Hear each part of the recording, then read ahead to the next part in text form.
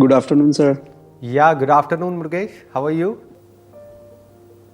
Sir, I'm so grateful that I'm seeing you for the very first time, like one-to-one I understand. interaction, because I have been like watching your videos since I was in my third year in Oh, BTech. okay. Uh-huh. Then after like I did my first masters in India, then I did my second masters here in Canada, Okay. and just before like 2 months I started working. Uh-huh. सो मुझे feel वही होता है कि मुझे आपकी videos में जब देखता हूँ मुझे पता चलता है कि क्या करना चाहिए लेकिन हाउ टू इम्प्लीमेंट। हो सकता है कि अभी जो आपकी करंट लाइफ की जो भी सिचुएशन है उसको इम्प्लीमेंट करने की ज़रूरत ही नहीं है।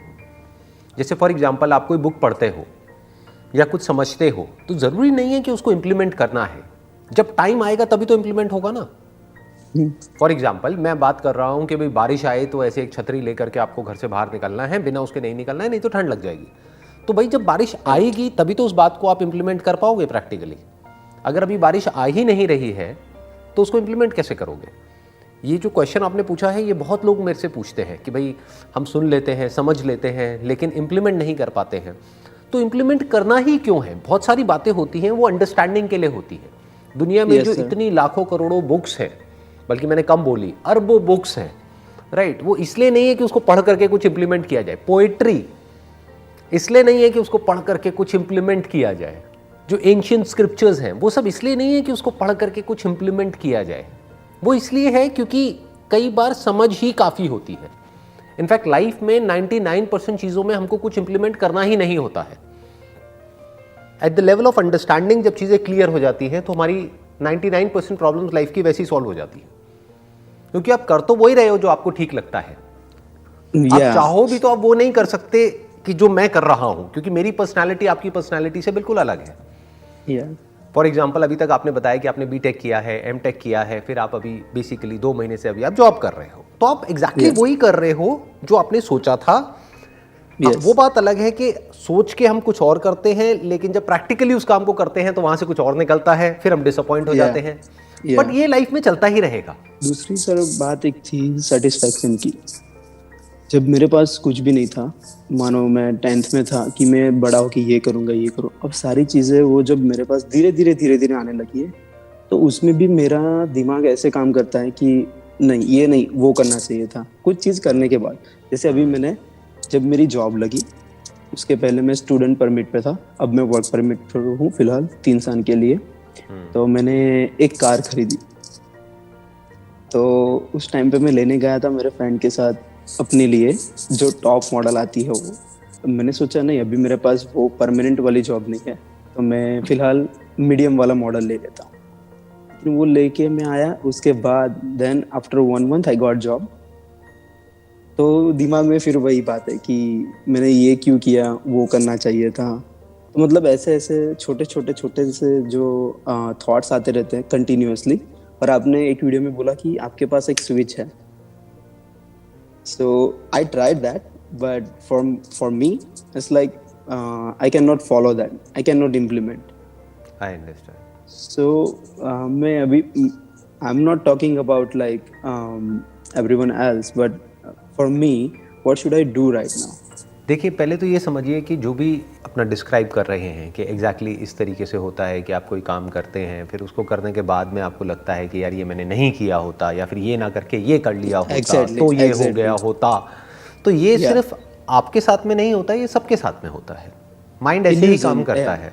इसको इल्यूजन भी कह सकते हो, इसको आप ये भी कह सकते हो कि हमेशा हमारे पास में कुछ चॉइसेस होती हैं, तो उन चॉइसेस में से हम वही चूज करते हैं उस टाइम पे जो हमको ठीक लग रही होती है। ठीक लेकिन लगे। फ्यूचर में जाकर के कई बार वो चॉइसेस गलत भी होती हैं, और कई बार हमको लगता है, रिग्रेट भी होता है कि ये हमने गलत डिसीजन ले लिया है, लेकिन तब तक बहुत देर हो चुकी होती है क्योंकि पास में जाकर के हम उन डिसीजंस को चेंज नहीं कर सकते हैं।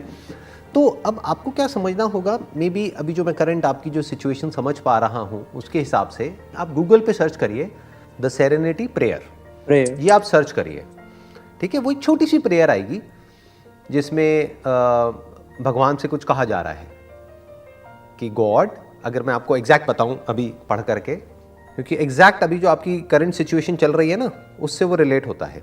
इसको आप क्या कर सकते हैं, ये जो प्रेयर है इसको प्रिंट आउट करके या कहीं भी ऐसी जगह पे लगा लीजिए जहाँ पे डेली सुबह आपको उठते ही दिखे। या जैसे जिस मिरर में आप देखते हो सुबह, मान लो उठ करके आप अपने वॉशरूम में जाते हो, Yeah. तो वहाँ पे मिरर पे साइड में कहीं पे आप लगा सकते हो, या अपनी अलमीरा पे लगा सकते हो, कहीं पे भी लगा सकते हो। This will help you a lot. ये आपको बहुत हेल्प करेगी आपकी जो करंट सिचुएशन है उसमें। ये प्रेयर क्या कहती है? God grant me the serenity to accept the things I can not change. या हे भगवान, मुझे ये सेरेनिटी दो, यानी इतनी समझ दो कि मैं उन चीजों को एक्सेप्ट कर सकूं जिसको मैं नहीं बदल सकता। जैसे फॉर एग्जांपल पास्ट में आपने, अभी जो आप बता रहे थे जो इंसिडेंट, कि पास्ट में आपने एक गाड़ी ली जो टॉप मॉडल ना लेकर के मीडियम मॉडल लिया। या एक्चुअल में मेरी नजर से देखो तो उससे कोई फर्क नहीं पड़ता है, क्या मिड सेगमेंट क्या top, how does it matter. लेकिन फिर भी अगर बार बार माइंड में वो चीज आ भी रही है तो अभी आपको क्या समझना है कि अब मैं उसको बदल नहीं सकता हूं फिलहाल तो, क्योंकि अभी एक गाड़ी ली है तो उसको 1-2 साल तो रखोगे ना, उसके बाद में चेंज करोगे जब आपकी जॉब भी और स्टेबल हो जाएगी। अभी जॉब भी इतनी स्टेबल नहीं है, राइट? तो अब यहाँ पे क्या हुआ? God grant me the serenity to accept the things I can not change, कि जिसको मैं नहीं बदल सकता हूँ उसको मैं एक्सेप्ट कर पाऊँ। समटाइम्स होता है कि आप जिन लोगों के साथ रह रहे हो या फिर काम कर रहे हो या फिर पढ़ाई जिन लोगों के साथ कर रहे हो, आपको पता है कि वो लोग जब उनकी जो डिमांड्स है या फिर उनका जो मूड है उसके अकॉर्डिंगली एक्ट करते हैं आपके साथ, वो अच्छे हैं। अगर उनको ऐसा लगता है कि आपके पास से उनको कुछ हेल्प की ज़रूरत है या फिर कुछ है, तभी वो आपके साथ अच्छे हैं। तो आपने सपोज उनकी हेल्प कर दी या फिर कुछ भी उनके साथ बातें कर ली, फिर सडनली उनके बिहेवियर में अनप्रिडिक्टेबल चेंज आता है। तो दिमाग इतना सेंसिटिव हो जाता है उस टाइम पे कि आप जॉब कर रहे हो या पढ़ाई कर रहे हो, उस टाइम पे भी आप उनके बारे में ही सोच रहे हो, चाहे वो रिलेटिव्स हो, फ्रेंड्स हो। अभी आपने जो बात करी कि भाई आपके कोई फ्रेंड्स हैं या कलीग्स हैं, राइट? फ्रेंड्स कहाँ होते हैं? आप जब कॉलेज में थे वहाँ पर कुछ फ्रेंड्स थे। हाँ। कलीग्स कहाँ पर हैं? जहाँ पर अभी आप काम कर रहे हो ऑफिस में, वहाँ पर कुछ कलीग्स हैं, कुछ सीनियर्स हैं, कुछ जूनियर्स हैं, कुछ सेम लेवल हाउसमेट्स या हाँ रूममेट्स हो गए जिनके साथ में आप रह रहे हो। तो बेसिकली क्या होता है, उनके बिहेवियर में चेंजेस आते हैं। क्या इसको आप कंट्रोल कर सकते हो या नहीं कर सकते हो? अभी जो मैंने जिस प्रेयर की बात करी, ये किस सेगमेंट में आता है? यू कैन नॉट कंट्रोल कि सामने वाला कैसे बिहेव करे, you can not control, right? तो आपको क्या करना है, ऐसी सिचुएशंस में एक्सेप्ट कर लेना है कि सामने वाले के बिहेवियर में चेंजेस आ रहे हैं। दोस्तियां बनती हैं, मिट जाती हैं, यही तो लाइफ है। रिलेशनशिप्स बनती हैं, मिट जाती हैं, कुछ है जो पहले से अच्छी हो जाती है टाइम के साथ साथ, कुछ है जो बुरी हो जाती है, कुछ है जो न्यूट्रल मोड में आ जाती है। ये सब अनप्रेडिक्टेबल है। तो ये प्रेयर जो है, इसको ध्यान से समझो आप। ये प्रेयर क्या कहती है कि God grant me the serenity to accept the things I can not change, कि जिसको मैं नहीं बदल सकता उसको मैं एक्सेप्ट कर पाऊं। Number 2, courage to change the things I can and wisdom to know the difference. यही तो लोगों को नहीं पता है। जिसको नहीं बदल सकते उसको बदलना चाहते हैं, जिसको बदल सकते हैं उसको बदलते नहीं हैं। इन दोनों के बीच के फर्क को अगर आप समझ पाते हो लाइफ में, तो बहुत आगे जाओगे। लाइफ में एक बैलेंस क्रिएट हो जाएगा। इसी को एक बैलेंस लाइफ बोलते हैं। कि कुछ चीजें हैं जो हमारे कंट्रोल से बाहर है, तो उसको एक्सेप्ट कर लिया। फॉर एग्जाम्पल, कोई पर्सन है, मान लो उसका एक्सीडेंट हुआ और एक हाथ कट गया, तो कट गया ना, अब उसके बारे में क्या सोचते रहना है बैठे बैठे? जो हाथ बचा हुआ है उसके बारे में सोचो ना। That is my weakest point, sir. If something happens to me, I keep thinking. ये सिर्फ आपके साथ नहीं है। Don't say that this is my weakest point, this is the weakest point of the mind. और माइंड आपका या मेरा नहीं होता है, माइंड होता है। ये सिर्फ आपके साथ नहीं होता है, ये सबके साथ होता है। इस गलत फहमी में मत रहना कि ये प्रॉब्लम सिर्फ आपको है। ये प्रॉब्लम सबको है।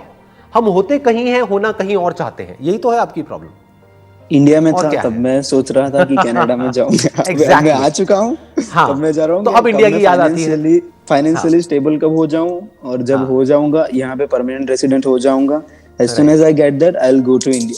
तो अब बेसिकली आपको क्या समझना है, जो लाइफ में जो समझना है ना, इस प्रेयर को जो मैंने अभी आपको कहा, सेरेनिटी, अब करोगे ये जो मैंने अभी कहा है आपको, या फिर बस सुन करके? क्योंकि अभी आपने क्या कहा था, आपका क्वेश्चन शुरू यहाँ से हुआ था कि मैं सुनता तो हूँ बहुत सारी चीजें, लेकिन इंप्लीमेंट नहीं कर पाता हूँ। अब जो मैं आपको बता रहा हूँ उसमें इंप्लीमेंट करने में कुछ भी नहीं है। बाएं हाथ का खेल है, ये तो दायां हो गया, बाएं हाथ का खेल है। ठीक है ना? हाँ, तो बहुत ही आसान है। कुछ नहीं करना है, एक प्रिंट आउट निकालना है और उसको कहीं पे चिपका देना है, और डेली उस प्रेयर को पढ़ना है। बस इतना ही तो चाहिए, और क्या चाहिए जिंदगी में, और क्या चाहिए?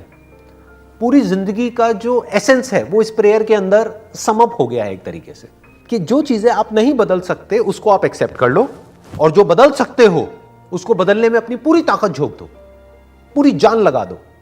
जो आपके कंट्रोल में है वहां पर अपना पूरा फोकस लगा दो, जो आपके कंट्रोल में नहीं है वहां से पूरा फोकस हटा दो। तो यही तो चाहिए लाइफ में, और क्या चाहिए? और इन दोनों के बीच के फर्क को आप समझ पाओ, इन दोनों के बीच के फर्क को समझ पाओ, ये इसको अंडरस्टैंडिंग बोलते हैं। मेरे जो सारे सेशंस हैं बेसिकली वो यही तो है कि भाई जो पास्ट में हो गया उसको छोड़ो ना, पास्ट था तो मतलब मैं क्या कह रहा हूं कि उसको एक्सेप्ट कर लो, खत्म करो उसको, उस टॉपिक को क्लोज करो। फोकस कहां करना है? प्रेजेंट पे फोकस करो, अपने रिसोर्सेज देखो अभी प्रेजेंट में आपके पास क्या है, उसके अकॉर्डिंग फ्यूचर में आप क्या क्रिएट कर सकते हो।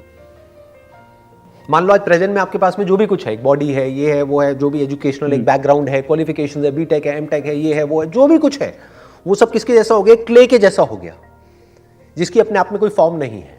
बट उससे क्या बन सकता है? उससे एक बड़ा कमाल का फ्यूचर क्रिएट हो सकता है। कैसा हो सकता है? कैसा भी हो सकता है, इन्फिनिट पॉसिबिलिटीज है। तो उस पे फोकस करो कि ये जो मेरे पास में है वो नहीं जो नहीं है, जो अभी है उसके बेस पर आप क्या क्या कर सकते हो, बस वहां पर दिमाग लगाओ। As soon as I get to work tomorrow morning, I'm gonna take that printout and Great. I'll start doing that definitely. So it was my dream to connect with you personally, because at Pleasure. that time I was around 21. Right now I'm 25, so it's like been 4 to 5 years.